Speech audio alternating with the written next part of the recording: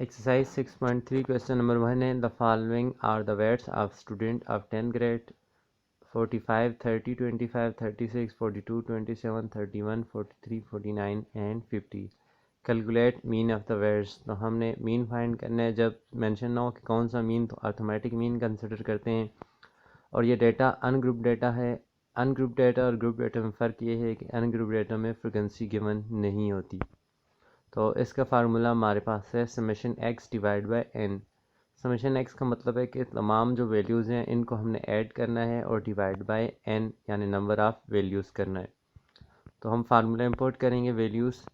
तो 45, 30, 25, 36, 42, 27, 31, 43, 49, 50 सारी values put की, इन्हें ऐड किया और डिवाइड बाय 10 करने हैं। अब जब हमने इन्हें ऐड किया तो हमारे पास आंसर आया 378 यानी 378।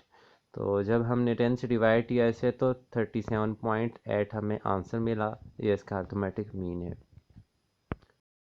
क्वेश्चन नंबर 2 है find the mean of the weights given in question 1 by shortcut method. वही डेटा गिवन है और कहा गया है कि अब आपने इसको दूसरे मेथड यानी शॉर्टकट मेथड से करना है। शॉर्टकट मेथड का हमारे पास फार्मूला है A plus summation D divide by N. तो ये शॉर्टकट मेथड कहलाता है। इसमें ए हमारे पास इक्वल टू होता है एज्यूम्ड मीन, यानी हम खुद से कुछ सपोज करते हैं मीन।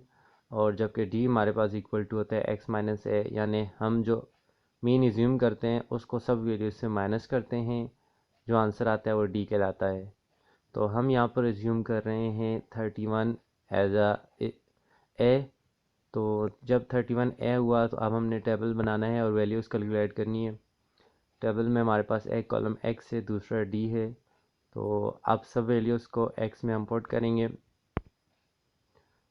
जब हमने सब वैल्यूज़ एक्स में पुट की, अब इन में से ए को माइनस करना है। तो हमारे पास ए की वैल्यू है 31। तो 45 माइनस 31 हमारे पास आंसर इक्वल टू 14 आया। अब 30 माइनस 31 तो हमारे पास आंसर इक्वल टू -1 आया। और इसी तरह हम जब मज़ीद कैलकुलेशन करेंगे तो हमारे पास आंसर नेक्स्ट आएगा -6 और 5, 11, -4, 0, 12, 18, 19। तो जब ये हमारे पास आंसर आ गया, अब हमने इन सब आंसर को ऐड करना है। जो वैल्यूज़ माइनस हो रही हैं उन्हें माइनस करेंगे हम इनमें से। तो हमारे पास समेशन में हमारे पास आंसर आया 68, यानी sigma d is equal to 68 है। अब हम फार्मूला जो कि हमारे पास है A plus sigma D divide by N, तो इसमें वैल्यूज पुट करेंगे 31 प्लस 68 डिवाइड बाई 10। तो हमारे पास आंसर आया 37.8। तो यहाँ पर हमने शॉर्टकट मेथड से किया है लेकिन आंसर वही आया है। तो ये शॉर्टकट मेथड का फ़ायदा ये होता है कि इसमें आप आसानी से कर लेते हैं। अगर आपके पास कैलकुलेटर नहीं है तब भी आप इसे सॉल्व कर सकते हैं। क्वेश्चन नंबर 4 है find the mean of following frequency distribution marks obtain bye student of 10th class in mathematics. हमें एक टेबल गिवन है जिसमें हमारे पास स्कोर और फ्रीक्वेंसी गिवन है। यहाँ पर स्कोर हम क्लास लिमिट के तौर पर ले सकते हैं। तो हमें अर्थमेटिक मीन फाइंड करना है। तो हमारे पास अर्थमेटिक मीन का फार्मूला है, चूँकि ये ग्रुप डेटा है तो अब हमारे पास फार्मूले में एफ़ भी आ जाएगा। तो हमारे पास फार्मूला बनेगा sigma F of x divide by sigma F. तो हमें दो चीज़ें चाहिए, एक सिग्मा एफ और दूसरा सिग्मा एफ ऑफ एक्स, जो हम फाइंड करने के बाद इस फार्मूले में पुट कर सकें। तो इसके लिए ज़रूरी है पहले एक्स फाइंड करना।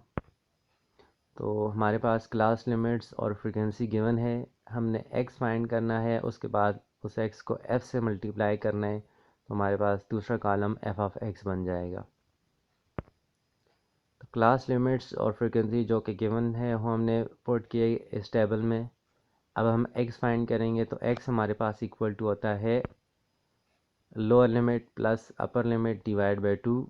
तो जब 0 प्लस 15 डिवाइड बाई 2 किया तो हमें आंसर मिला 7.5। अब इस 7.5 को 0 से मल्टीप्लाई करेंगे तो एफ ऑफ एक्स मिलेगा। जब इसे 0 से मल्टीप्लाई किया तो हमें 0 ही मिला।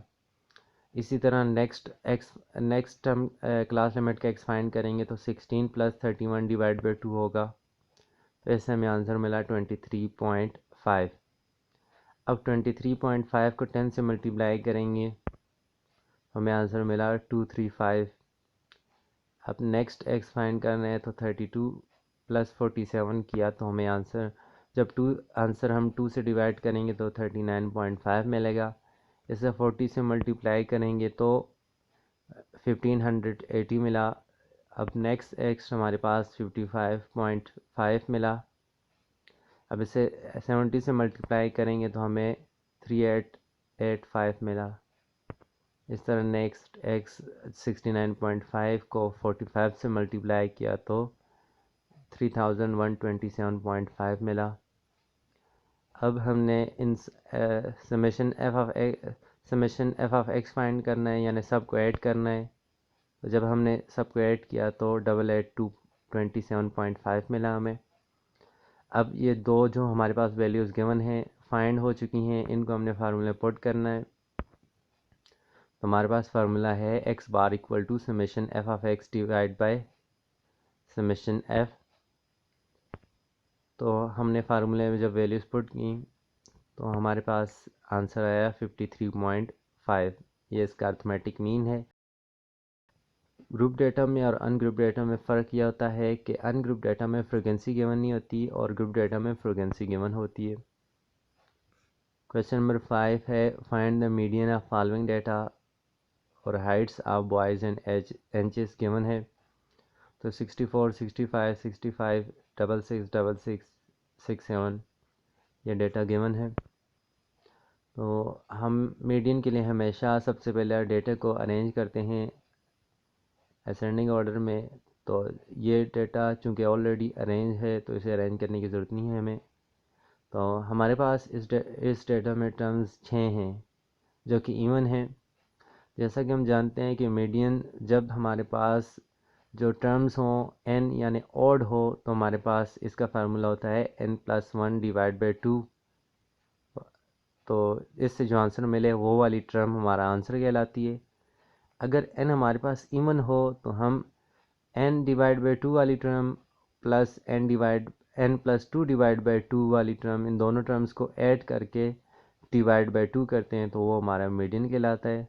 क्योंकि यहाँ पर n 6 है जो कि इवन है तो इसका फार्मूला हमारे पास बनेगा 1 डिवाइड बाई 2। अब n हमारे पास 6 है तो 6 divide by 2 plus 6 + 2 divide by 2। तो इनसे ये वाली टर्म्स हमारे पास बनेंगी। थर्ड और फोर्थ टर्म 6 डिवाइड बाई 2 करें तो थर्ड मिलता है, और इस तरह 6 + 2 8 डिवाइड बाई 2 तो फोर्थ टर्म्स। अब थर्ड टर्म और फोर्थ टर्म की वैल्यूज़ जो हमारे पास हैं वो हमने पुट करनी है। तो यहाँ पर 65 और 66 टर्म्स हैं, इन दोनों को ऐड करने के बाद 2 से डिवाइड करना है। तो जब हमने 2 से डिवाइड किया तो 65.5 मिला जो कि हमारा मीडियन है इस क्वेश्चन का।